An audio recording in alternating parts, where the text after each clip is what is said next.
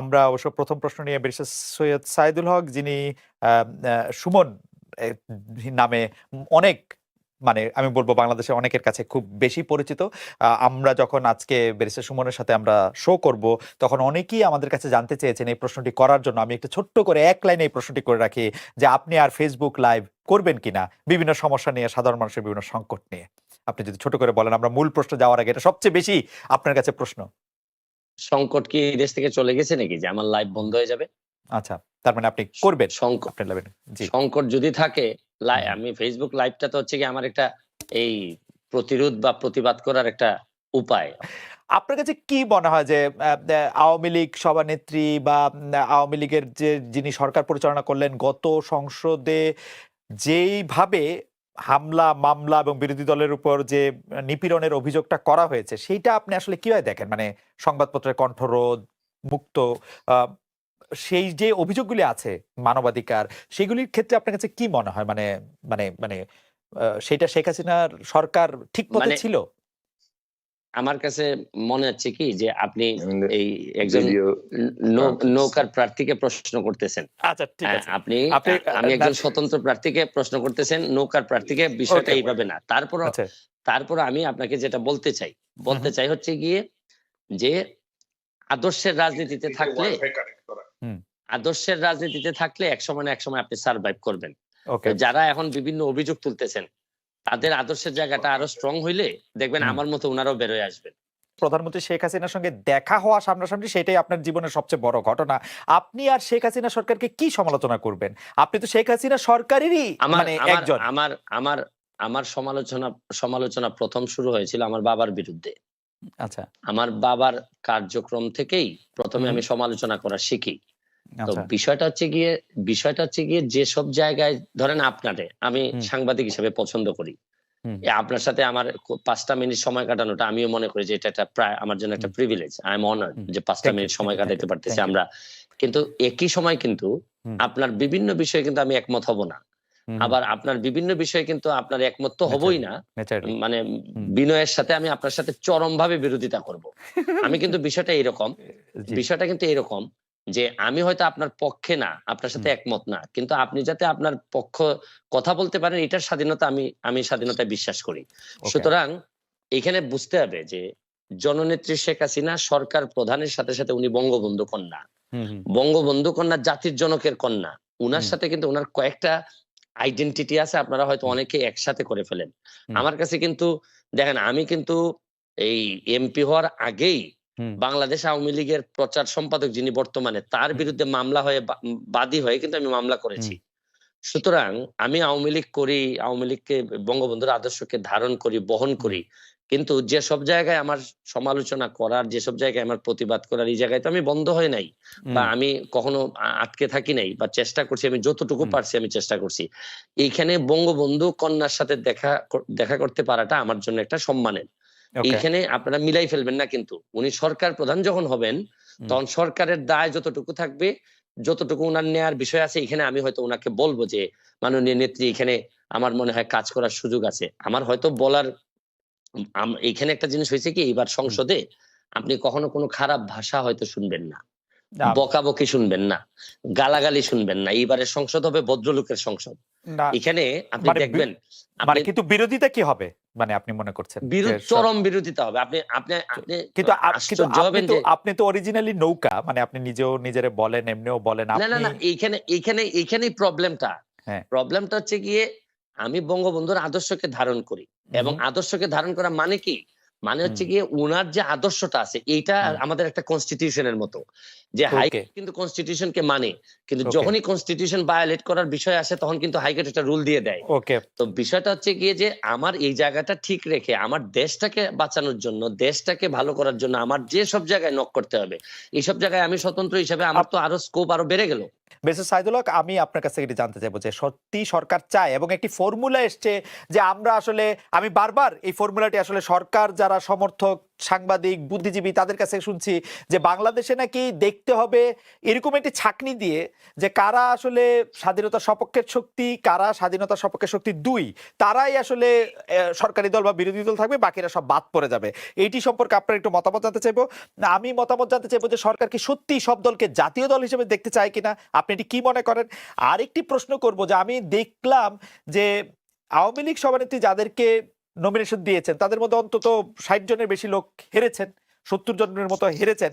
এটি কি আপনি সাংঘাতিক রকমের poor and bad and wrong judgement মনে করেন কিনা আওয়ামী লীগের সভানেত্রীর কাছ থেকে? আমি প্রথম প্রশ্নের জবাবে আগে আসি যে সরকার কি এটি চাচ্ছে কিনা যে Awami League B, Awami League C, Awami League D তৈরি হোক বাংলাদেশে? দেখেন, আমি যে উত্তরটা শুরু করার সময় একটা কথা বলতে চাই যে আমি পড়ছিলাম ছোটবেলায় যে অধিকার ছাড়িয়া দিয়া অধিকার রাখিবার মতো বিড়ম্বনা আর নাই।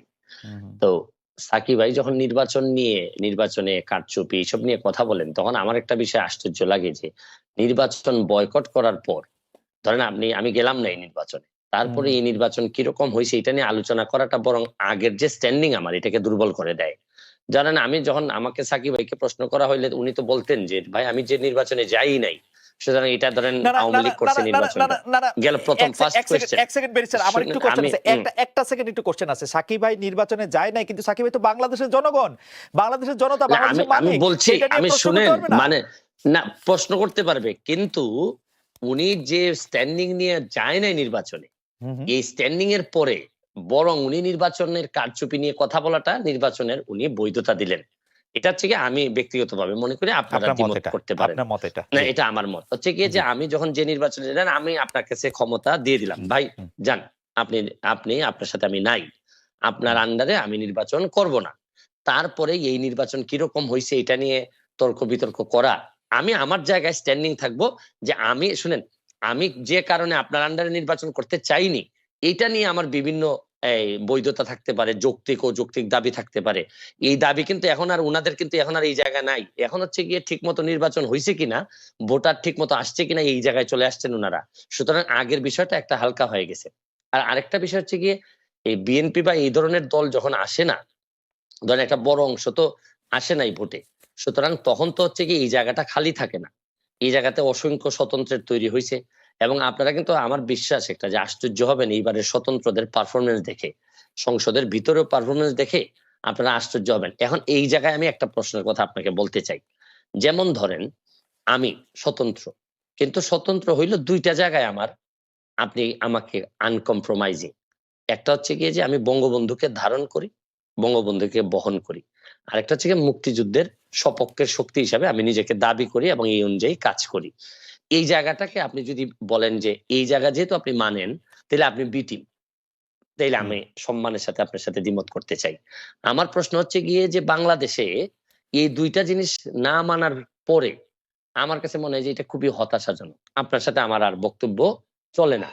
ওকে, কারণ আমি এই জায়গায় কোন ধরনের কম্প্রোমাইজ আমি করব না, বরং বিরোধী দল যারা করবেন, ধরেন বিরোধী দল বঙ্গবন্ধুর যিনি মানবেন না, তিনি আসলে এই দেশে জাতির জনককে যিনি মানবেন না, বা এই তখন তো বিরোধী দলের আমার এই কনসেপ্টটা আমার কাছে খুবই হেইজি মনে হয়। তা আপনি এই বি টিমের যেটা বলতেছেন, Awami League B team, C team কিনা বা জাতীয় এইরকম হচ্ছে কিনা, এখানে আমি স্পষ্ট বলতে চাই যে বহুদিন পর সংসদে একটা বিরোধী দল পাবে যারা বঙ্গবন্ধুকে জাতির পিতা মনে করে, বঙ্গবন্ধুর আদর্শকে ধারণ করে মুক্তিযুদ্ধের সপক্ষে। আমি একটা ছোট ছোট কয়েকটা প্রশ্ন করতে পারি। এক নম্বর প্রশ্ন হচ্ছে, আপনি ছোটই করবেন, আমি জানি আপনি ছোটই করবেন, আমি জানি এই ব্যাপারে আমার অভিজ্ঞতা আছে, আপনি বলেন। জি, আপনি কি মনে করেন কিনা এই সরকার গত 15 বছর ধরে, গত 5 বছর ধরে বঙ্গবন্ধুর আদর্শ ধারণ করে? বঙ্গবন্ধুর আদর্শ ধারণ করা মানে কি, মানে আওয়ামী লীগের বিরুদ্ধে যেসব অভিযোগ, আমি খালি আর্থিক অভিযোগগুলি আপনাকে শুধু মনে করে দিতে চাই। আমি শুধু মনে করে দিতে চাই আওয়ামী লীগের সরকাররা কিরকম, আওয়ামী লীগের সরকারে যারা ছিল তারা কিরকম আঙ্গুল ফুলে কলা গাছ হয়েছে, সেটা আমি শুধু মনে করে এখানে আমি উত্তর দিচ্ছি আপনাকে। আমি এই জায়গাতেই থাকতে চাই। আপনি মুক্তিযুদ্ধের চেতনা বলতে আপনি মনে করেন যে এই জায়গায় থাকতে চাই, ভোট হবে হচ্ছে আমরা, এই জায়গায় আমি আর দামি। জি, আমি এই জায়গায় থাকতে চাই, এই জায়গায় থাকতে চাই। বলেন। এই যে দুর্নীতি, দুর্নীতি হচ্ছে গিয়ে শরীরটার মধ্যে নিজের শরীরে ক্যান্সার হওয়ার মতো, যে জায়গাটাতে ক্যান্সার হবে এই জায়গাটা কেটে ফেলতে হবে। এখন আপনি এইসব বিষয়ে আমি সারা দিন আপনার সাথে আলোচনা করতে রাজি। বঙ্গবন্ধুর চেতনা, বঙ্গবন্ধুর আদর্শ মানে একই সাথে আপনি এই কথা বলে আপনি দুর্নীতি করতে পারবেন না। এই দুর্নীতি যেদিন আপনি করবেন তখন আপনার এই জায়গাটাকে আপনি আপনি আসলে রীতিমতো আপনি এই জায়গাটাকে নষ্ট করে দিলেন। এই ব্যাপারে আপনার সাথে আমার কোনো দ্বিমত নাই। ধরেন আপনি দুর্নীতি বলেন, সন্ত্রাস বলেন, মাদক বলেন, এগুলা তো আলটিমেটলি আমাদের যেভাবে কনস্টিটিউশনের বাইরে যায়, বঙ্গবন্ধুর আদর্শের বাইরে যায়। এই ব্যাপারে আমি কিন্তু আপনার সাথে কোনোভাবেই দ্বিমত করব না।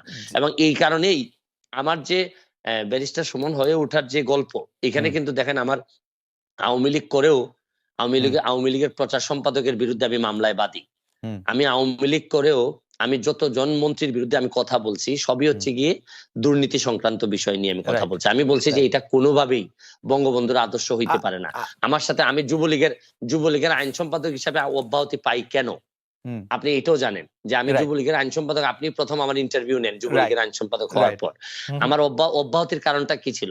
আমার কারণটা ছিল আমি বলছিলাম যে একজন ওসি সাহেব আওয়ামী লীগ করার দরকার নাই। আমি বলছিলাম যে উনার এই মিছিল মিটিং করার দরকার নেই, আওয়ামী লীগ করার জন্য যথেষ্ট পরিমাণ মানুষজন আছে। কিন্তু এই ক্ষেত্রে তারপর আমাকে অব্যাহতি দেওয়া হলো। এখানে একটা মিসআন্ডারস্ট্যান্ডিং থেকেই যায়। আমি বলছি বাংলাদেশের হয়েছে কি, আপনি বাংলাদেশের আদর্শ, রাষ্ট্র, সরকার প্রধান, দলীয় প্রধান, এগুলার মানুষ এমন ভাবে গুলাই ফেলে যে এখন আমরা এক জায়গায় নিয়ে কথা বলতে পছন্দ করি। আসলে কিন্তু আমি গুলাইতে চাই না, আমি সরাসরি প্রশ্ন করি, শেখ হাসিনা বঙ্গবন্ধুর আদর্শ ধারণ করেন বলে আপনি মনে করেন কিনা? অবশ্যই উনি ধারণ করেন। আমার এই পর্যায়ের কোনো প্রশ্ন নাই। আপনি মনে করেন যে উনি বঙ্গবন্ধুর আদর্শ ধারণ করেন। আপনি তো বিলাত থেকে পাশ করা ব্যারিস্টার, ওয়েস্টমিনিস্টারের আদলে যে সংসদীয় গণতন্ত্রের পদ্ধতি আমাদের এখানে আছে, সেই পদ্ধতি কি এখনো মানে এই দ্বাদশ জাতীয় সংসদের পর আর কার্যকর বলে বলা যায়? আমরা কি এটাকে একটা সংসদীয় গণতন্ত্রের মাধ্যম বলবো নাকি একটা প্রেসিডেন্সিয়াল মাধ্যম বলবো? কারণ হচ্ছে যে আমি এখন পর্যন্ত এই সংসদে আসলে বিরোধী দল কে সেটা বুঝতে পারছি না, বা কারা সরকারের বিরোধী সেটা বুঝতে পারছি না। আমি আমার কলিগদের সাথেও কথা বলছিলাম, তারাও খুব ভালো বুঝতে পেরেছেন ব্যাপারটা এরকম না। ব্যারিস্টার সাইদুল হক, আপনি যদি আমাদেরকে একটু সাহায্য করেন যে এই সংসদে বিরোধী দল কে, বা এটা আসলেই একটা সংসদীয় গণতন্ত্রের অবস্থা আছে না একটা প্রেসিডেন্সিয়াল গভর্নমেন্টের জায়গায় চলে এসছে ব্যাপারটা? এইটার জন্য কিন্তু আমাদের আরেকটু সময় লাগবে। এখানে জাতীয় পার্টি আছেন 11টি আসন নিয়ে। এখানে যদি স্বতন্ত্র থেকে যদি বিরোধী দলীয় কোনো মোর্চা না হয়, তাহলে তো এখানে জাতীয় পার্টি বিরোধী দল হিসাবে থাকবেন। এবং স্বতন্ত্র, আমার কাছে একটা জিনিস মনে হয়েছে যে যারা এবার স্বতন্ত্রতে আসছেন তাদের এক একজনকে আমার মনে হয়েছে এক একটা বিরোধী দলের মতো। যদিও আপনি এই যে ওয়েস্টার্ন ডেমোক্রেসির কথা যদি বলেন, এখানে আমাদের দেশে অনেকটুকু ভিন্নতা আছে বা পরিবর্তিত পরিস্থিতিতে নানা রকম চেঞ্জ হচ্ছে। তবে আমার কাছে মনে হয় যে জবাবদিহিতা থাকার মতো যথেষ্ট সুযোগ এবার আছে। জাতীয় পার্টিকে আপনি বিরোধী দলের কথা বলছেন, কিন্তু জাতীয় পার্টিকেও কিন্তু বর্তমান যিনি প্রধানমন্ত্রী আছেন, যিনি সরকার গঠন করেছেন, তিনি 26টি আসন এমন ভাবে ছেড়ে দিয়েছেন যাতে তারা নির্বিঘ্নে পাশ করে আসতে পারেন। নৌকার মনোনীত প্রার্থীদের প্রত্যাহার করা হয়েছে, তাদেরকে দেওয়া হয়েছে। জাতীয় পার্টিকেও কি বিরোধী দল বলা যাবে? এবং জবাবদিহির জায়গায় আমি একটু আসছি জবাবদিহির প্রশ্নে, অন্য প্রশ্নে জাতীয় পার্টি প্রসঙ্গে যদি আপনার মতামত একটু আমাদের বলেন যে জাতীয় পার্টিকে কি বিরোধী দল বলা যাবে কিনা? না, জাতীয় পার্টিতে তো 26টা দেওয়ার পর ওনারা 26টাতে তো আসতে পারেননি, আসছেন মাত্র 11টাতে। রাইট, 11টাতে আসছেন। এখানেও তো একটা ছাকুনির মধ্যে মানে পড়ে গেছেন তারা, এক। আর সেকেন্ড হচ্ছে গিয়ে যে আমার একটা বিশ্বাস কি জানেন, বিরোধী দলের কনসেপ্টটা কিন্তু আপনি একটা ডোমেস্টিক বিরোধী দল থাকলে খুব একটা লাভ হয় না, আপনাকে বিরোধিতা করতে হবে। কারণ এটা আর্টিকেল 70-র কারণে দেখা যাচ্ছে যে সরকার দলীয় এমপিরা হয়তো অনেকটুকু পারেন না, কিন্তু আমাদের যে 62 জন আমরা স্বতন্ত্র যারা আসছি তারা কিন্তু একটা ভালো ভাইটাল রোল প্লে করতে পারবো। কারণ আমাদের উপর তো 70 কার্যকর হবে না, আর্টিকেল 70 কিন্তু কার্যকর হবে না। সুতরাং এখানে আপনি জাতীয় পার্টিকেও আমি মনে করি যে জাতীয় পার্টি ছোট আঙ্গিকে হলেও সাথে যদি স্বতন্ত্ররা থাকেন, তাহলে আপনারা একটা প্রাণবন্ত একটা সংসদ দেখতে পাবেন। সারা বাংলাদেশ আজ ক্ষত বিক্ষত। এই যে অপরাধগুলি করেছে, এই অপরাধের যদি আমি তালিকা করতে যাই, তাহলে আমার তো মনে হয় বঙ্গোপসাগরে যত পানি সেটা যদি কালি হয়, আর সুন্দরবনের যত গাছ আছে সব যদি কলম হয়, তো লিখেও শেষ করা যাবে না। তার অপরাধের হিসাব লিখেও শেষ করা যাবে না কর্মকাণ্ড। কাজে এর হাত থেকে দেশকে রক্ষা করে ধ্বংসের হাত থেকে দেশকে বাঁচাতে হবে। তাই এদেশের সকল, অন্তত যাদের একটু বিবেক আছে, যাদের একটু চিন্তা আছে, আমি বলবো ভয় ভীতি সব বাদ দিয়ে সকলে ঐক্যবদ্ধ হন। এই দুঃশাসনের হাত থেকে আমাদের মাতৃভূমিকে রক্ষা করেন। এই দুঃশাসনের হাত থেকে দেশের মানুষের জীবন মান রক্ষা করেন। কয়েকজন দুর্নীতি করে লুটেপুটে খাচ্ছে, দেখতে দেখতে শত কোটি টাকার মালিক, হাজার কোটি টাকার মালিকও হয়ে গেছে। ইউনূস হচ্ছে বাংলাদেশ বিধ্বংসী জীব, বাস্তব কথা। আওয়ামী লীগ আসার পরে দেশের মানুষের শান্তি ফিরে আসে, গণতান্ত্রিক অধিকার ফিরে পায় এবং আওয়ামী লীগের একমাত্র সরকার 2009